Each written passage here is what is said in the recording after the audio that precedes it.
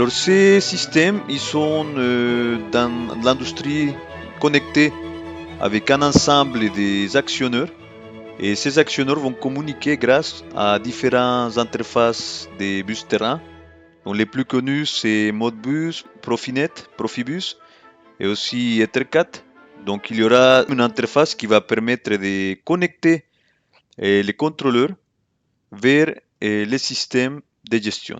Donc, ça peut être un PLC, ça peut être un autre type de système réseau qui peut reconnaître ces protocoles.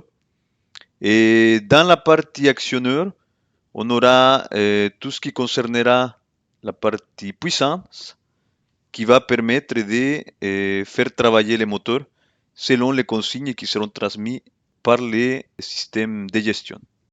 Le schéma dont nous allons utiliser, il est composé d'une carte Arduino, d'un bouton poussoir pour pouvoir activer la séquence de notre moteur et puis du servomoteur. Il va être alimenté à 5 volts avec la masse connectée à la patte ground et le signal PWM d'entrée, la signal analogique, il va être connecté, sera fourni grâce au pin D9.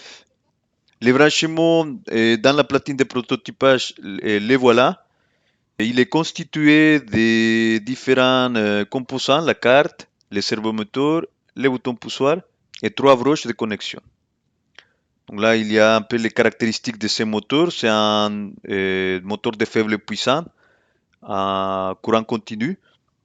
Et donc dans ces moteurs-là, on aura une amplitude de 180 degrés, un couple d'environ 1,6 kg par centimètre. Et puis on aura des duty cycles de 1 jusqu'à 2,5 millisecondes. On va passer à la partie programme.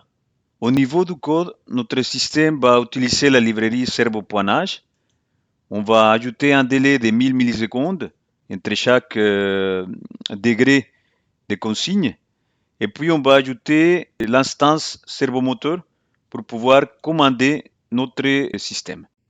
Donc là, servomoteur attache permet d'ajouter les pins numéro 9 où se trouve connecté la sortie PWM de l'Arduino à notre librairie servomoteur pour pouvoir après envoyer les bons rapports cycliques en fonction de l'angle qu'on veut utiliser. Pin mode, il va ajouter les pin 3 comme étant un bouton poussoir qui va être normalement à 5 volts et puisque c'est un mode pull-up. Donc la boucle est infinie, il va attendre à qu'on passe notre bouton poussoir à l'état de 0 et puis on va commencer à déplacer notre servomoteur de 0 degrés, 90 degrés et 180 degrés.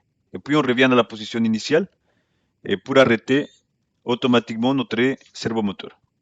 Donc là, à chaque fois que je vais presser sur les boutons poussoir, le système va s'activer et notre servomoteur va réaliser les déplacements dans ces 3 angles.